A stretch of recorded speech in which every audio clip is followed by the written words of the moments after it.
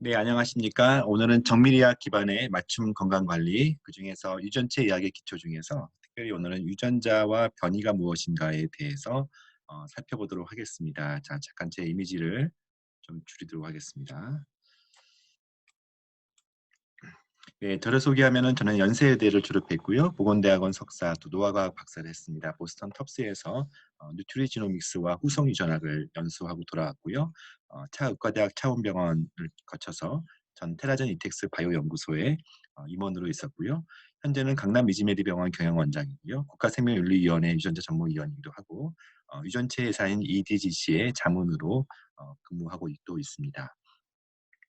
어, 저희가 이제 앞서 강의는 정밀의학이 무엇인가에 대해서 했고요.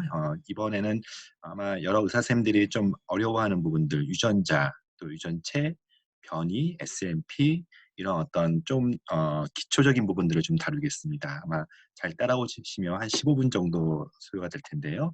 아마 전체 개요를 이해하시는데 도움이 될 것 같습니다. 네, 우리가 먼저 오늘 5가지, 모두 총 6가지 정도의 좀 개념을 좀 잡으려고 해요. 첫 번째가 아나토미 오브 진, 즉 흔히 우리가 DNA 안에 이제 여러 가지 용어들이 있죠. 단위들이 있는데 크로모좀, 염색체, 진, 유전자, 또 베이스, 염기 이런 3가지의 구별을 좀 할 겁니다. 유전자, 유전체 어떻게 다른가에 대해서 좀 말씀을 드리겠습니다. 어떤 구조적인 또는 어떤 단위적인 의미에서 아나토미라는 표현을 썼고요. 무엇보다 유전자 그중에서 진과 프로테인이라고 하는 단백질이 연결되잖아요. 그래서 이 유전자의 기능에 대해서 진, RNA, DNA, RNA, 또 프로테인이라고 하는 이 센트럴 도그마에 대해서 잠깐 말씀드릴게요. 3번이 오늘 제일 중요한 어떤 구별입니다. 이 부분들이 뒤죽박죽 되어 있는 사람들이 많은데요. 변이, 우리가 이제 남들과 다르다는 의미에서 변이라고 하는데 어떤 최종 단위인 유전자 또는 더 밑에 단위인 베이스, 염기의 변이라고 하는데요. 이 변이가 태어날 때부터의 변이인지 점라인 또는 후천적으로 암이 생기는 과정 속에서 소마틱 뮤테이션, 특정 세포, 특정 조직에 국한되는 뮤테이션은 소마틱 뮤테이션, 이 2가지 구별하셔야 됩니다. SNP란 말 들어보셨죠? 싱글, 뉴클레오타이드, 폴리몰피즘, 단일, 염기, 다형성이라는 부분인데요. SNP, 가장 요즘 많이 듣고 있는 SNP가 무엇인가? 변이 또는 뮤테이션 이런 표현 쓰지 않고 다형성이라는 표현을 쓴 것에 주목하십시오. 폴리모피즘.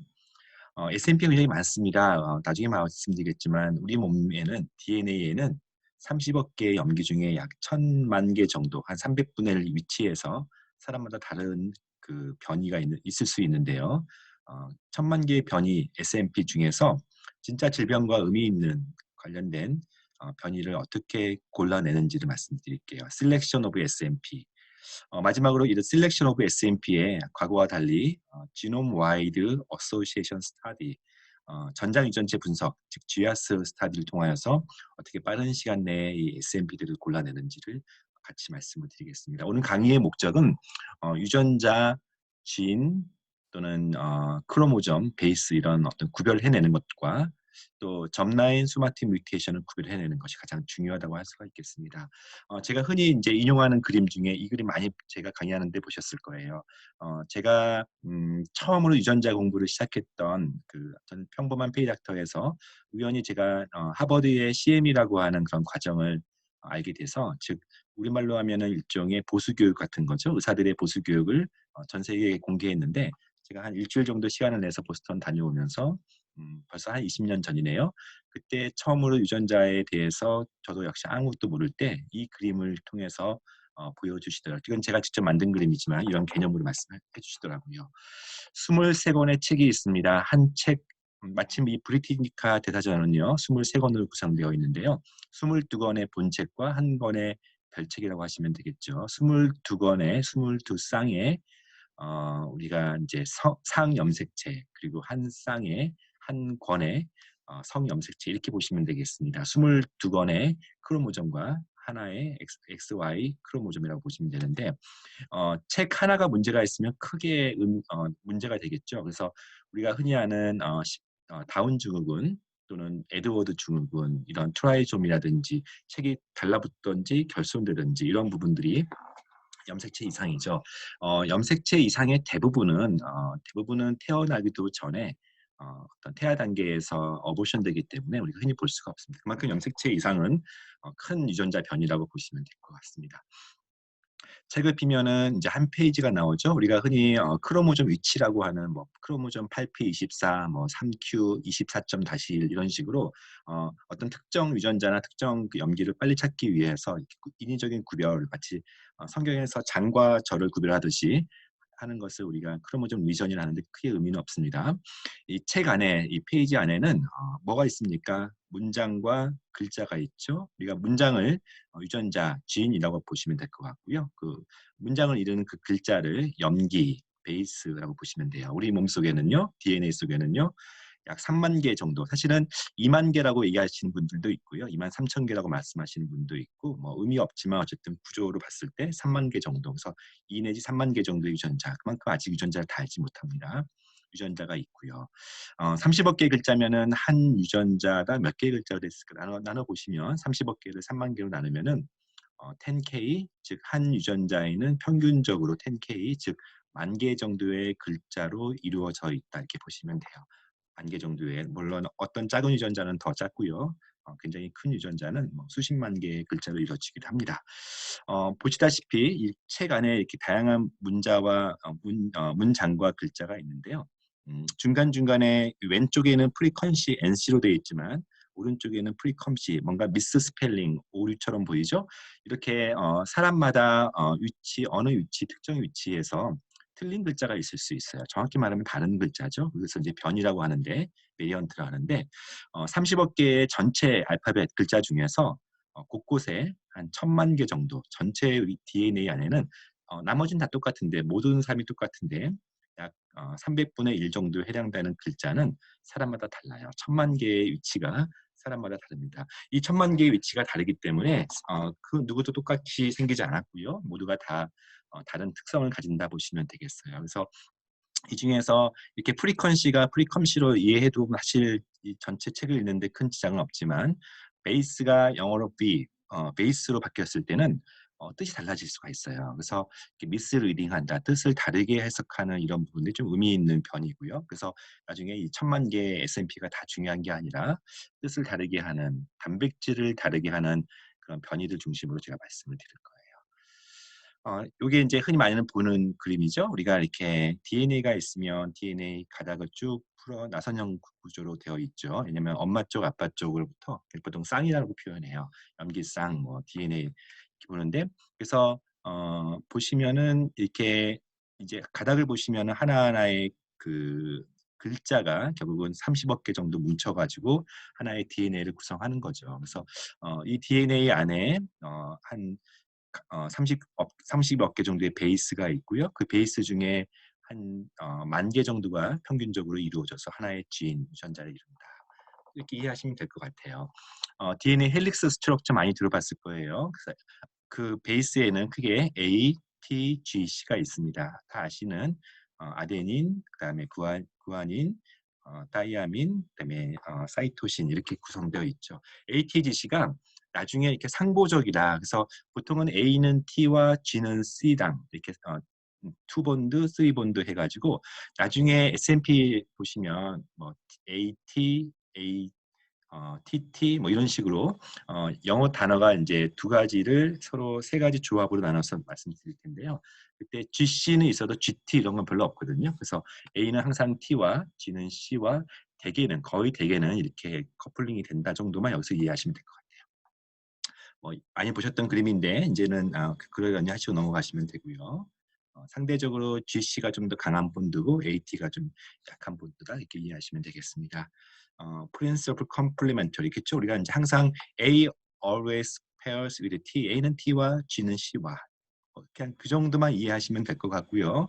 한쪽은 아빠 쪽에서 한쪽에는 엄마 쪽이기 때문에 사실은 A와 T가 서로 상보적이니까 나중에 S&P 얘기할 때 AT인데 하면서 A나 T나 같은 거 뭐 이렇게 좀 제가 한번 예를 들어서 말씀을 드릴게 넘어가겠습니다.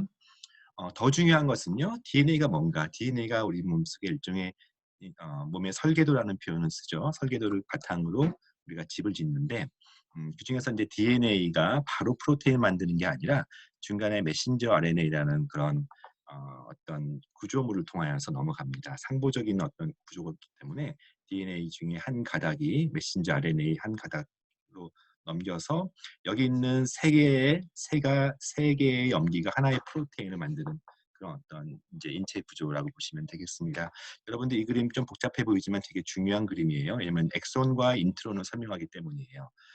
엑손 들어봤나요? 엑손과 인트론, 엑선과 인트론 이런 식으로 끝없이 우리 몸속의 유전자에는 엑손, 인트론 이렇게 구별이 돼요.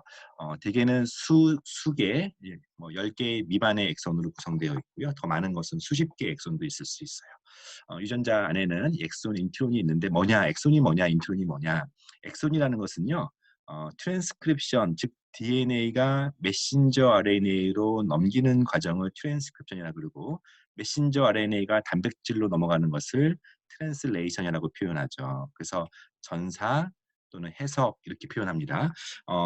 메신저 RNA가 이렇게 그대로 DNA를 카피해서 거꾸로 상보적으로 가져오는데 사실은 단백질을 만드는 게 목적이기 때문에 단백질을 만들지 않는 부분들은 다 잘라내요. 그래서 스플라이싱, 즉 단백질과 무관한 단백질을 만드는 코딩과는 무관한 난 코딩 부분이라고 하는 이 인트론들을 스플라이싱해서 코딩 부분만, 즉 엑손 부분만 이렇게 뭉쳐 보인다 해서 CDS, 코딩 시퀀싱이라고 해요.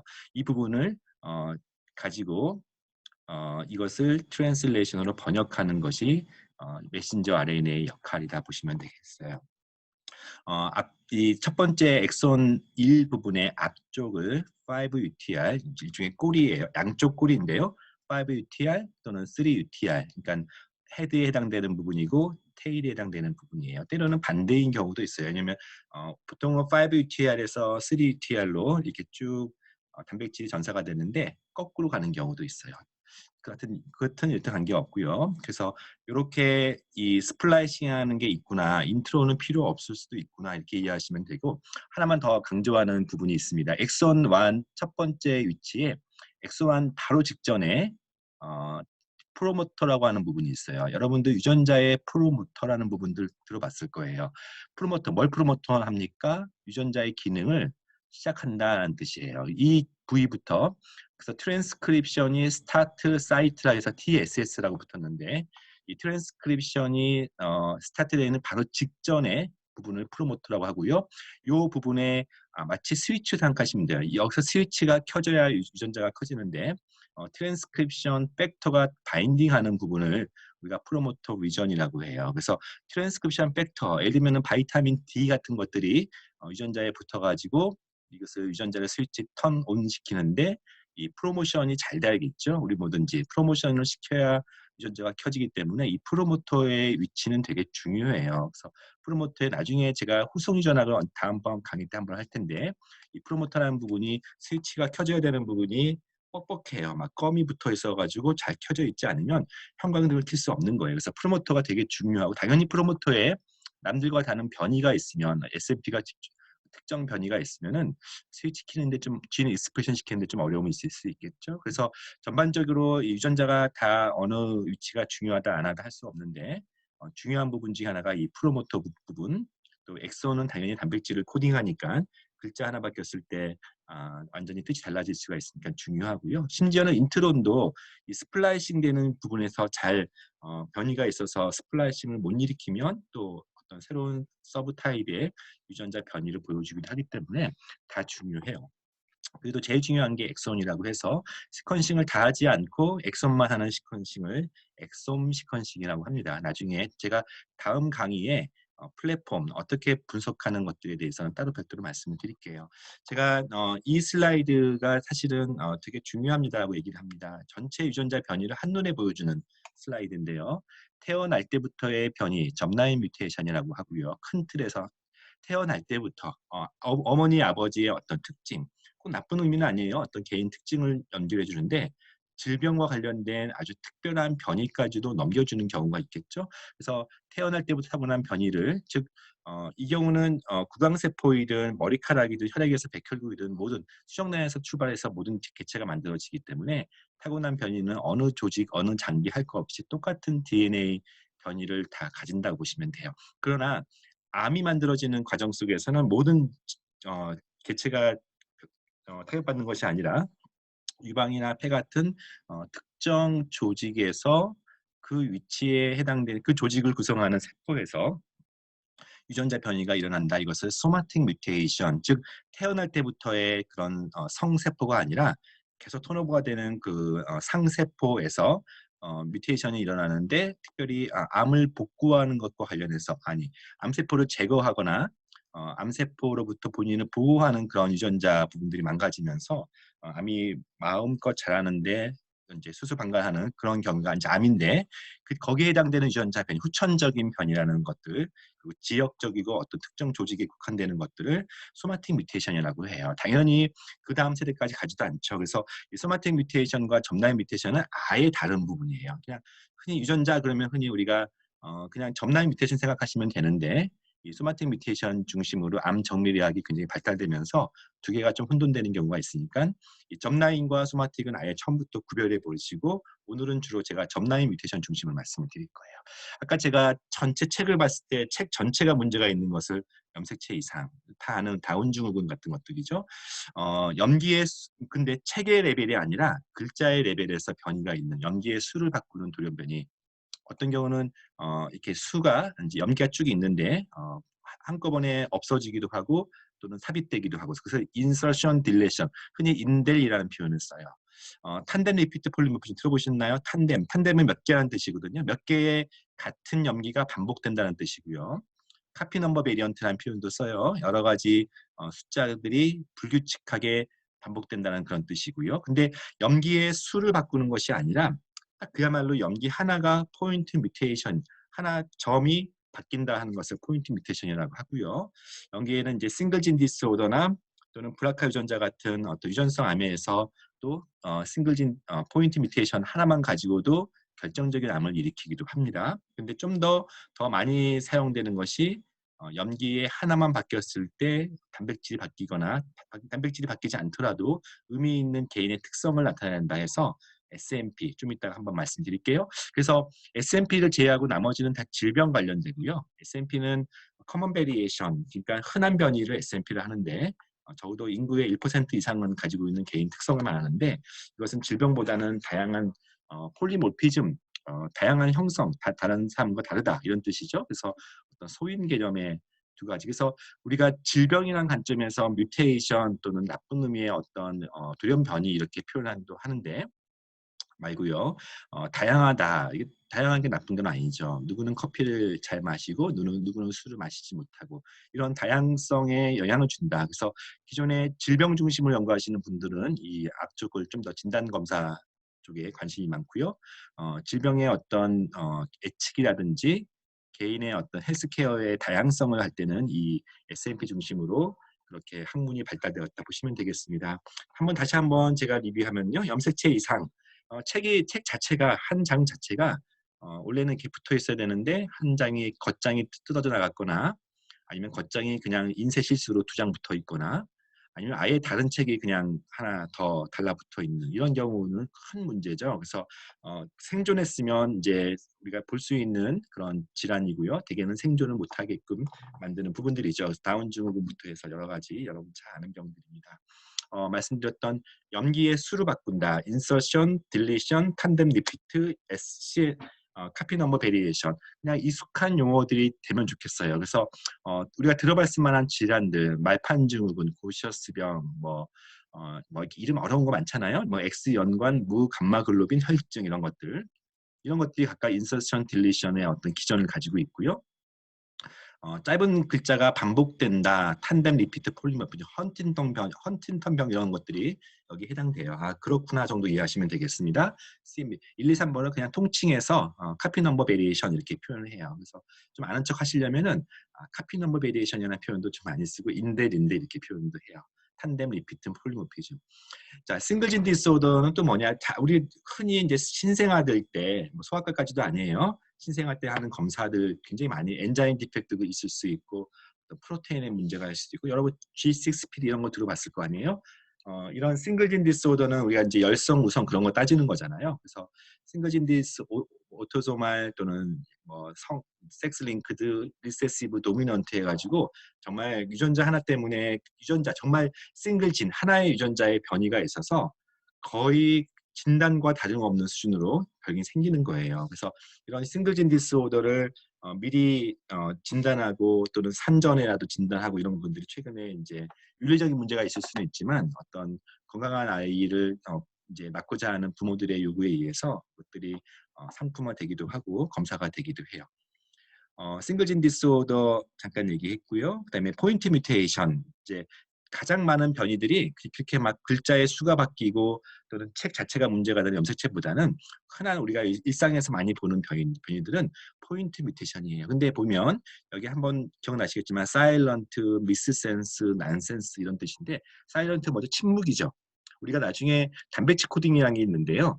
단백질 코딩이라는 게 있어요. 그러니까 메신저 RNA가 CAA라고 해서 단백질을 코딩할 때 CAA는 글루타민이라는 단백질로 코딩해요. 근데 CAA뿐만 아니라 글자 하나 바뀌었어요. A가 G로 바뀌었는데 CAG도 글루타민으로 즉 같은 단백질로 코딩이 돼요. 그래서 대부분의 어떤 염기가 하나 치환되는 정도는 아까 제가 프리퀀시가 그냥 모르고 지나간다 그랬죠. 그래서 실제 단백질에 영향을 주지 않는다 해서 이것을 사일런트라는 표현을 써요. 또 다른 S&P 관점에서는 시너머스 저기 S&P 똑같은 단백질이 똑같은 동일한 시너머스 S&P라는 표현도 써요.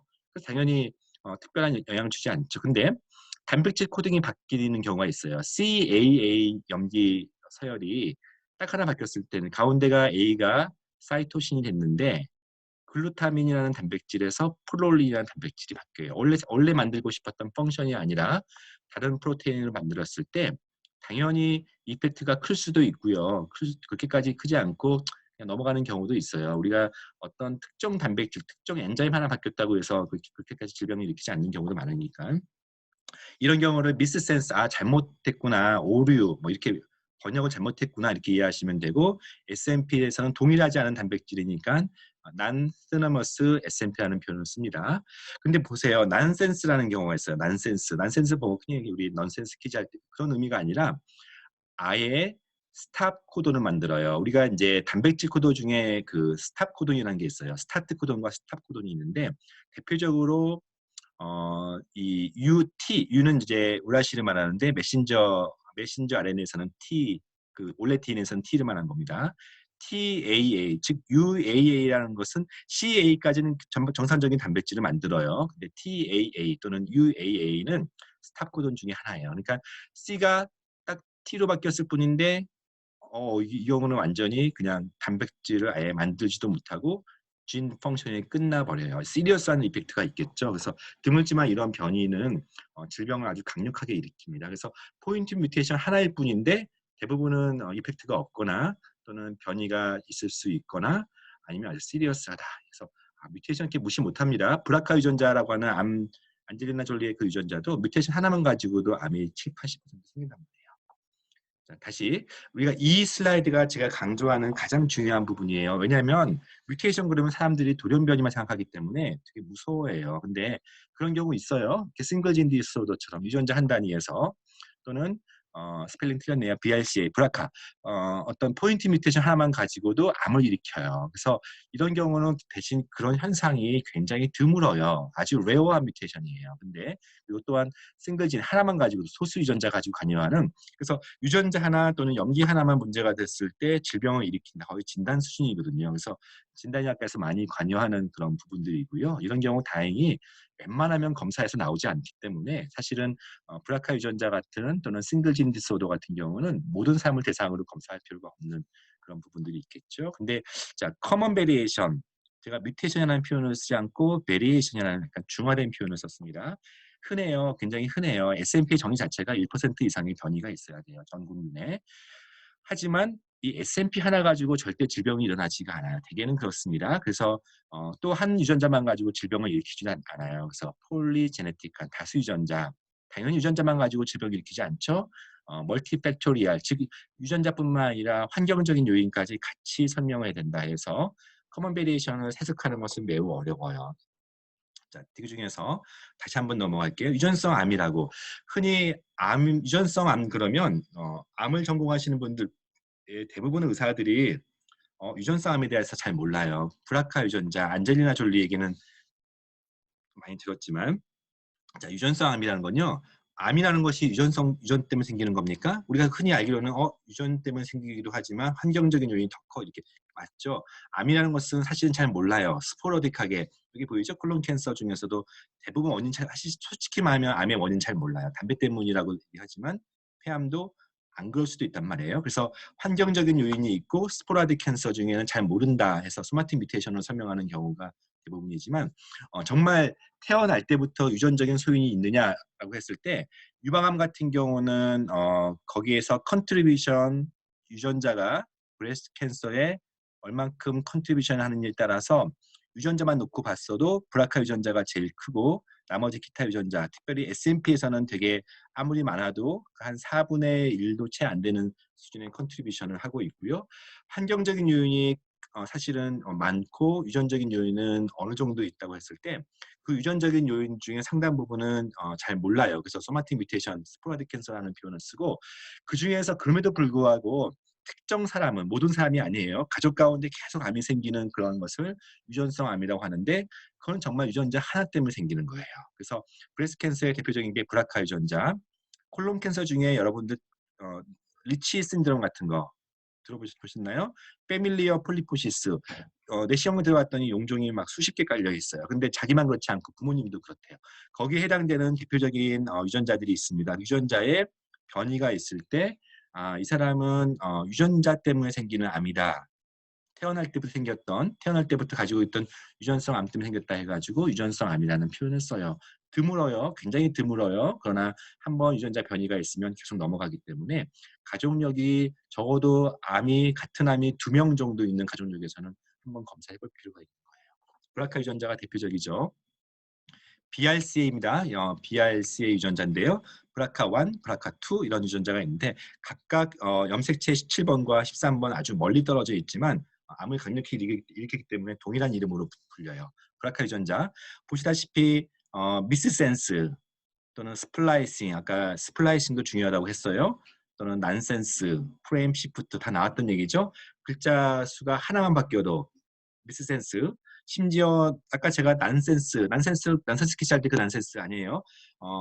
뮤테이션 하나 바뀌었는데 브라카 유전자가 스탑이 되는 거예요. 그러니까 곳곳에 그런 함정들이 있을 수 있거든요. 왜냐하면 그 ATGC의 어떤 조합에 따라서 하나의 변이 하나가 그냥 스탑 코드만. 여러분 브라카 유전자가 스탑되면 어떤 일이 벌어지죠? 브라카가 대표적인 종양을 억제하는 유전자, 특별히 유방암을 억제하는 유전자인데 그게 스탑 코돈이 돼 보세요. 그러면은 단 하나의 염기가 바뀌었는데 스탑 코돈이 되면서 브라카 유전자는 더 이상 암을 억제하는 기능을 상실하면서 암이 생기는 거예요. 그러니까 7, 80% 이상 생길 수밖에 없는 결코 무시할 수 없는 그런 변이들이에요. 자, 제가 이렇게 질병 또는 진단 유전성 암에 대해서 얘기하면 여전히 유전자는 무서워 보이는데 그게 아니에요. 유전자의 상당 부분은 그런 것도 있지만 스탑 코돈도 있고 만들 수 있고 그럴 수 있지만 좀 더 편하게 말씀드리면 싱글 뉴클레오타이드 폴리모피즘이라는 그런 개념으로 봤을 때는 사람의 다양성을 보여준다. 이 부분이 진단 선생님들은 잘 이해를 못하는 거예요. 진단 검사 선생님들은 질병 중심으로만 보시는데 저희처럼 헬스케어 하는 사람들 입장에서는 좀 더 어쩌면은 암 진단과는 다른 좀 더 당뇨라든지 혈압 또는 심혈관 질환, 치매 이런 쪽을 보시는 의사들한테는 유전적인 소인은 분명히 있다라고 동의했을 때 그것을 찾아 나갈 때는 기존에 있는 그런 희귀한 질환보다는 희귀한 유전자보다는 SMP 쪽으로 많이 다가가요. 그래서 SNP는 꼭 나쁜 것만 아니에요. 사람마다 다양하다. 생물학적 다양성, 소인, 체질 특징을 말해요. 다시요. 틀린 글자라고 표현했지만 제가 다른 글자라고 다시 정정합니다. 사람마다 다르다는 것이 나쁜 것은 아니죠. 다시 한번요. SNP의 정의는 중요한 부분이 인구의 1% 이상의 그 위치가 변이가 있는 거예요. 그러니까 뭐 희귀 질환 같은 경우는 뭐 인구의 1%가 아니죠. 뭐 아주 0.0.000에서 뭐 10만 명 중에 1명 그런 거 말고요. 흔하게 변할 수 있는 그런 위치, S&P 어떤 특정 위치, 뭐 거의 대부분은 다 동일한데요. 아까 제가 300분의 1 정도에 해당되는 빈도로 나온다 그랬죠. 이 위치가 원래는 G인데 누구한테는 A. 근데 이게 가닥으로 이루어졌기 때문에 염기쌍이니까요. 염기쌍 관점에서는 원래는 G인데 그 위치가 그것을 이제 호모자이거스 와일드라고 해요. 하나가 변이가 그냥 날 때부터 변이가 있어요. 그것을 헤테로자이거스 뮤텐트라고 합니다. 양쪽 모두 변이가 있는 경우는 좀 드물겠죠. 그래서 호모자이고스 뮤턴트 타입 AA 이렇게 할 수가 있어요. 그래서 한 70%는 GG 타입이고요. 뭐 예를 들어서 25% 정도는 GA고 인구의 한 5% 정도에서는 AA다. 그래서 A와 A가 어쨌든 이 헤테로와 호모자이를 합치면 한 30% 되니까 인구의 1% 이상 그 변이가 있다는 것을 충족하니까 이것을 S&P라고 정의를 해요. 자, 어떤 경우는 이렇게 CGC 원래는 CGC면 알긴이죠. 이 단백질로 트랜슬레이션이 되는데 CAC 그래서 하나 바뀌었지만 이건 히스티딘이라는 단백질로 바뀔 수 있어요. 이렇게 단백질을 바꾸는 경우도 있고요. 단백질 바꾸지 않는 경우도 많아요. 자, 이거는 실제 TNF라고 하는 유전자, 굉장히 작은 유전자인데요. 엑손이 하나, 둘, 셋, 네 개, 네 개밖에 없는 인트론 4개, 엑손 4개 정도밖에 안 되는 실제 TNF 유전자를 이렇게 블라스트라고 해서 검색을 해보면은 염기서열을 이렇게 볼 수가 있거든요. 우리 흔히 NCBI에 우리가 펀메드하는 그 사이트에 원 앱이 NCBI인데 거기에 블라스트를 검색해서 TNF 치시면 이렇게 전체 염기를 볼 수가 있어요. 그래서 CCA 이런 식으로 계속 네 글자 ATGC가 무한 랜덤하게 반복하는 것이 이제 염기 서열인데요. 이 염기 서열도 규칙이 있습니다. ATG는 유명한 스타트 코돈이에요. ATG부터 유전자가 시작되는 거예요. 그리고 아까 제가 스탑 코돈이라고 했는데 그 중에 하나가 TGA. 그러니까 이 중간에는 TGA가 절대 있으면 안 돼요.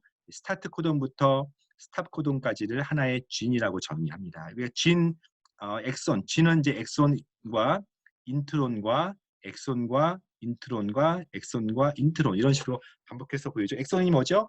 엑손은 단백질을 전사한다 그러죠. 그래서 TGA는 M 메치오닌이죠. 그다음에 GCA는 S 이런 식으로 엑손에 있는 세 개의 염기는 하나의 단백질을 우리가 트랜슬레이션 하고요. 인트로는 그렇지 않아요. 다시 엑손에는 단백질 하고 이런 식으로 제가 엑손의 엑손의 밑에는 단백질 표시를 해둔 것들은 그런 의미입니다. 여러분도 좀 이해되시죠? 그래서 이제 전체 이 TNF라고 하는 유전자는 한눈에 다 보일 정도로 유전자 염기가 작은데요. 뭐 언뜻 한 수백 개밖에 안 돼 보이는데요. 그중에 중간중간에 빨간 글씨로 G, C, 제 커서 보이죠? G, A. TNF 전체는 한 4개 정도밖에 S&P가 없는 거예요. 굉장히 이건 되게 작은 경우고요. 그러니까 그렇게 S&P가 어디나 있는 게 아니고 한 300분의 1 정도에 해당되는 그런 빈도로 여기에 누구는 A, 누구는 T, 여기는 누구는 G, 누구는 C 이렇게 이제 있는 것이 S&P다. 싱글. 그래서 이러한 한 4개 정도의 위치가 그 유전자의 남들의 다양성을 가지고 있는 정도라 되고 보통은요. 이 TNF는 되게 예외적으로 유전자 크기가 작고요. 한 유전자에 평균적으로 10,000개 정도, 제가 10K, 10,000개 정도에 옮기면은요, 그 중에 다시 300분의 1이니까, 10,000개 중에 300분의 1이니까, 약 300개 정도의 S&P 위치가 있다. 이렇게 이해하시면 돼요. S&P를 한번 찾아볼게요. 우리가 이제 S&P는 아까 제가 난시너머스 S&P, 이게 이제 단백질 코돈인데요. 단백질 코돈인데, TTT가 누구는 TTG로 바뀌었어요. 이랬을 때, 이게 페닐라닌, 페닐라닌이죠. 근데 이게 루이신이라는 단백질로 바뀌는 거예요. 이렇게 글자 하나 바뀌었을 때 코딩이 바뀐다 해서 동일하지 않다. 난시너머스 SNP라는 표현을 써요. 이런 경우가 되게 의미가 있겠죠.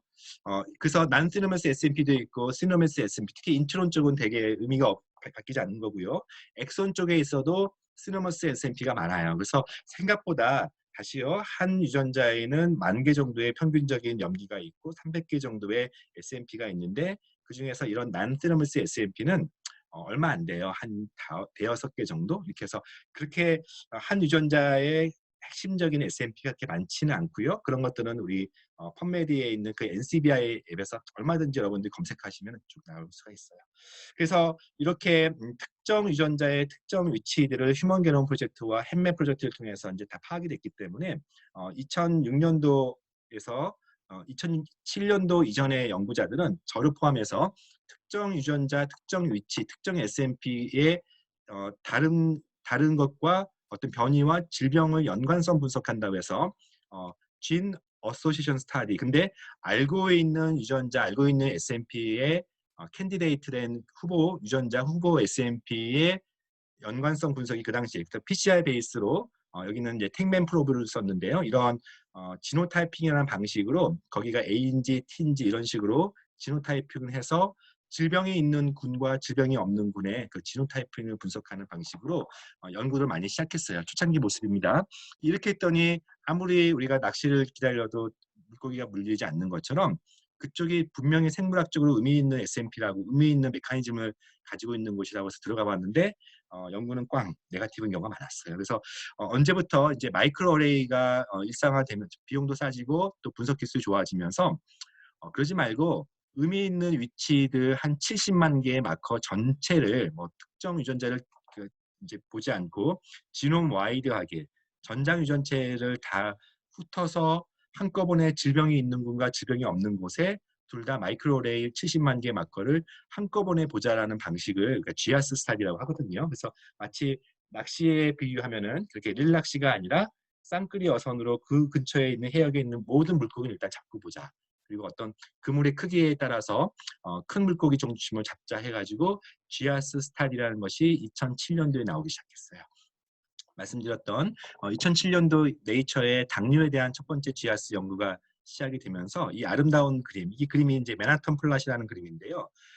우리가 보통 통계에서 의미 있는 유의 수준이라는 것들, 즉 P값을 말할 때 P의 유의 수준이 10의 마이너스 2승 정도죠. 0.05 정도니까 5 곱하기 0.05, 10의 마이너스 2승 정도인데 5 곱하기 10의 마이너스 2승 기준으로 이 GIAS 연구를 하려고 했더니 여러분들 통계하다 보면은 그 X 변수, 즉 독립 변수가 너무 많아지면 독립 변수끼리 서로 충돌한다는 것을 우리가 교호 효과, 교호 이펙트라고 하죠. 그래서 그 교호 작용 때문에 좀 더 기준을 높게 잡기 시작하면서 10의 마이너스 2승 기준이 아니라 10의 마이너스 6승 기준. 아까 제가 그 물고기 많이 잡는데 물고기가 너무 많이 잡히면은 사실 의미 없는 것들이 들어올 수가 있기 때문에 우리가 잡고자 하는 것은 10cm 이상의 뭐 물고기야 하면은 그것보다 그 그물의 촘촘함을 계산해 가지고 10cm 미만은 다 빠져나갈 수 있게끔 그물을 만드는 그런 개념이에요. 그래서 10의 마이너스 6승, 10의 마이너스 6승이면 P값이 0.000005거든요.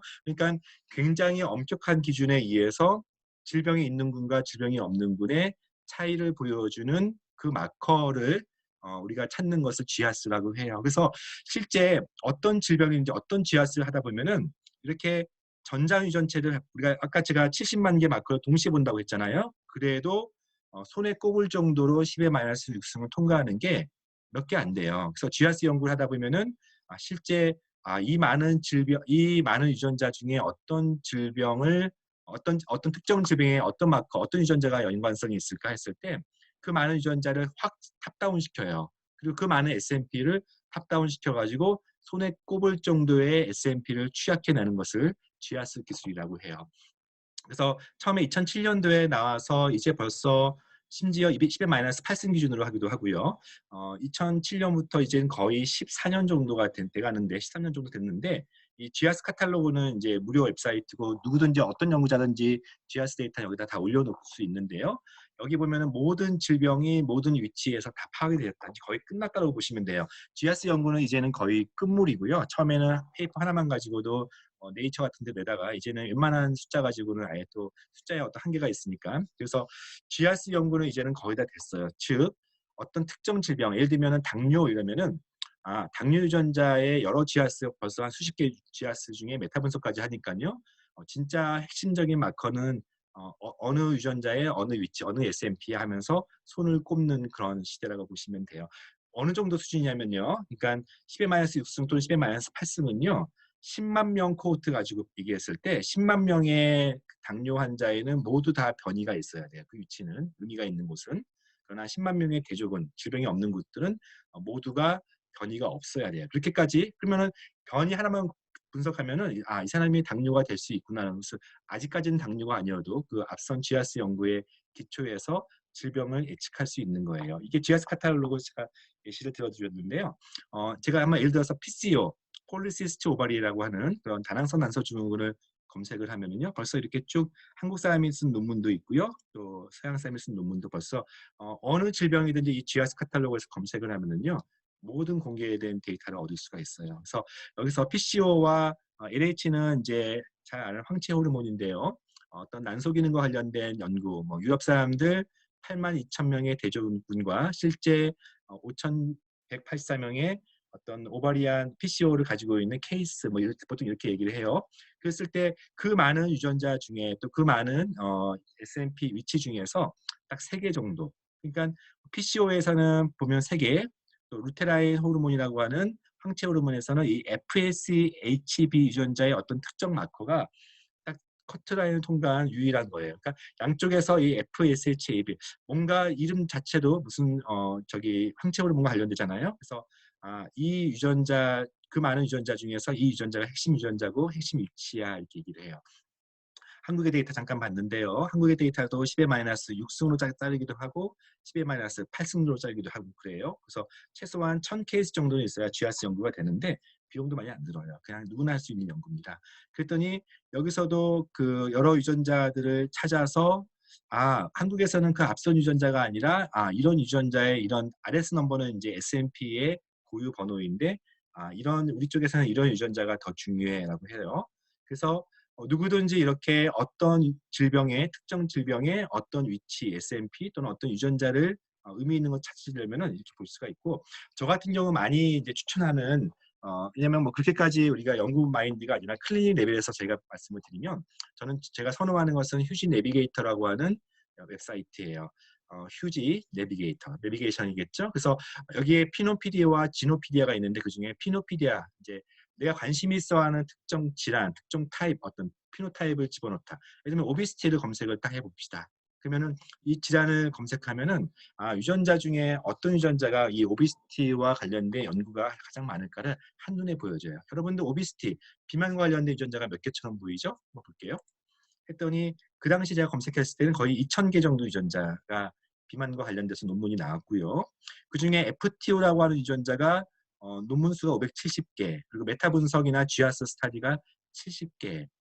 유전자는 2,000개씩이나 되지만 그중에 탑 10 정도가 거의 연구의 7, 80% 정도예요. 그러니까 여러분들 흔히 국내의 어떤 세금 상황을 기업들의 세금 상황을 살펴볼 때 바빠요. 막 그 시간이 없어요. 그러면은 국내에 있는 모든 기업을 다 볼 게 아니라 20개 기업 또는 그것도 시간이 없으면 현대랑 삼성만 보면 되잖아요. 그래서 삼성과 현대만 봐도 전 국내 매출의 뭐 7, 80% 이런다 그러면은 우리가 비용 효과를 대비해서 FTO, MC4R, 피파감마, 아디포넥틴, 렙틴, 아드레날진 리셉터 뭐 이 정도만 봐도 비만 유전자의 7, 80%는 본다 이렇게 보시면 되겠어요.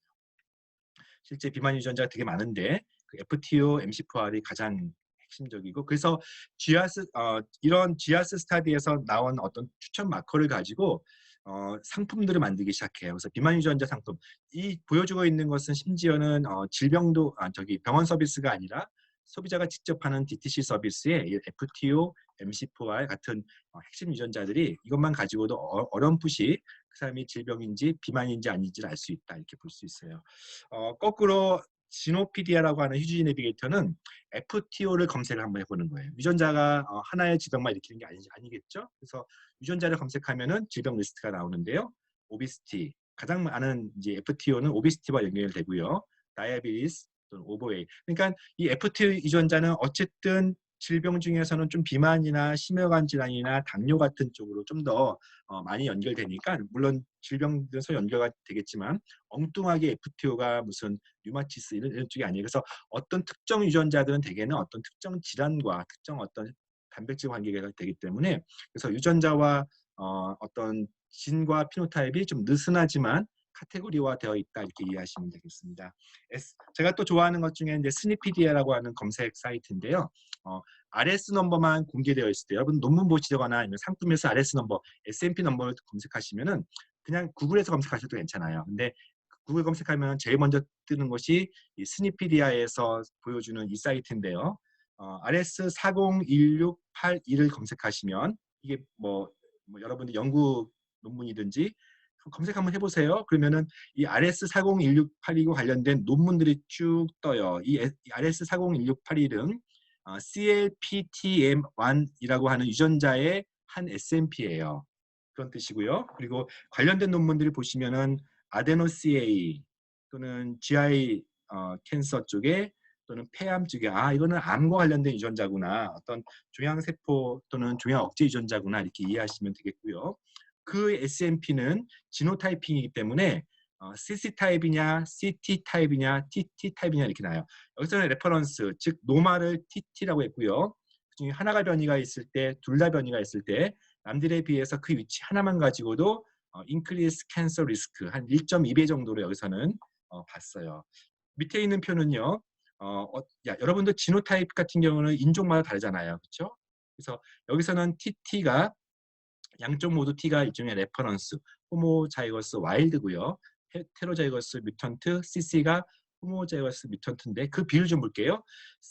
TT가 즉 파란색이 여기서는 레퍼런스 정상이에요. 그랬을 때 첫 번째가 CEU가 센트럴 유러피안이기 때문에 유럽 사람, 서양 사람, 미국이나 뭐 저기 유럽 사람들이고요. HCB는 한 차이니스, 그러니까 중국 사람이에요. JPT는 그 일본 도쿄를 말하는 겁니다. 뒤에는 도시고요. 앞에 YRI는 이제 아프리카의 민족 이름이에요. 그래서 크게 이 한메 프로젝트에 참여했을 때 센트럴 유라피안 미국 사람일 거예요. 그다음에 중국 사람, 일본 사람, 그다음에 아프리카에 있는 한 부족, 요 네 부족이 일단 기본으로 시작됐고요. 그에 이제 호주 사람, 뭐 멕시코 사람 등이 있는데 한국 사람은 일본 사람을 보시면 됩니다. 똑같습니다. 우리는 일본 쪽에 들어가 있습니다.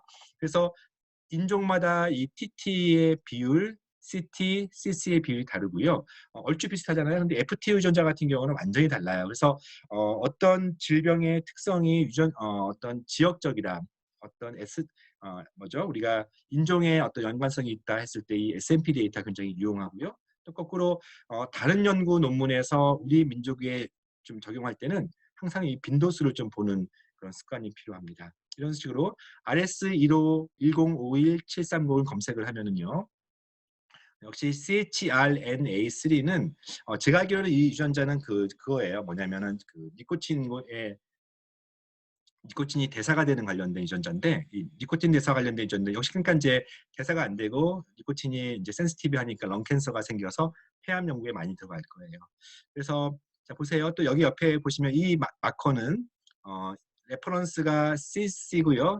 T가 있으면은 하나가 있을 때, 두 개 있을 때 하나가 있으면 1.3배고요.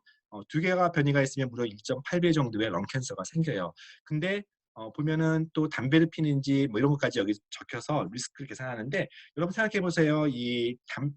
S&P 하나의 변이만 가지고도 니코틴을 이렇게 대사시키는 하나의 변이만 가지고도 폐암의 리스크가 1.8배나 생긴다. 그럼 굉장히 의미가 있는 거겠죠. 그래서 근데 또 인종별로 이 TT 타입이 여기서는 이제 파란색이 일종의 그 위험 리스크 L이라고 하는데 리스크 S&P인데 서양 사람들에 비해서 다행히 중국 사람과 도쿄, 일본 사람들은 좀 변이가 적어요. 그래서 적어도 이 니코틴과 관련된 이 마커는 서양 사람들한테는 좀 더 위험하고 한국 사람들은 다행히 덜하다.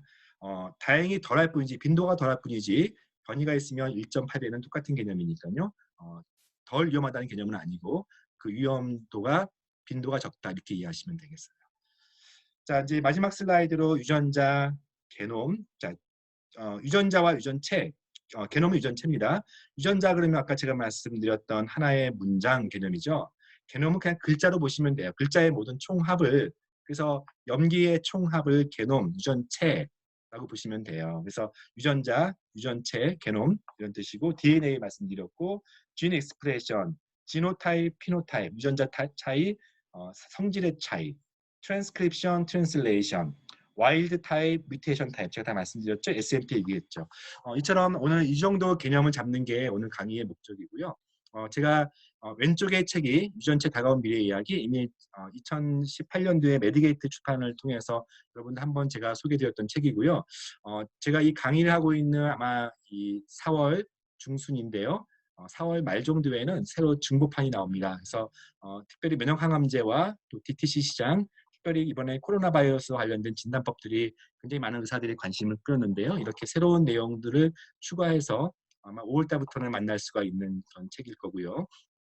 또 오른쪽에는 제 화면에서 오른쪽에는 좀 더 개놈 중심으로 특별히 일반 소비자 중심으로 DTC 중심으로 인류의 미래를 바꿀 유전자 이야기가 이번에 4월 중순에 새로 출판되었습니다. 그래서 듣는 분이 아마 유전자에 대해서 어느 정도 지식이 있거나 또는 좀 더 임상의사로서 더 탐구하고 싶으면 왼쪽 책이 낫겠고요. 아예 처음부터 가장 쉽게 좀 뭔가 이해하고 넘어갔으면 좋겠다. 좀 더 일상에서의 적용부터 먼저 보고 싶으면은 이 오른쪽 책이 낫습니다. 그래서 각각 이 책을 이해하시면 특별히 제가 왼쪽 책, 그 유전체 다가온 미래 이야기에서는 오늘 강의의 그 기초 부분에 대한 부분들을 많이 써놨기 때문에 참고하시면은 도움될 것 같습니다. 제가 다음에는 NGS가 무엇이고 지노타입이 무엇이고 또 마이크로레이가 무엇인지를 연달아서 강의하도록 하겠습니다. 이상 마치겠습니다. 감사합니다.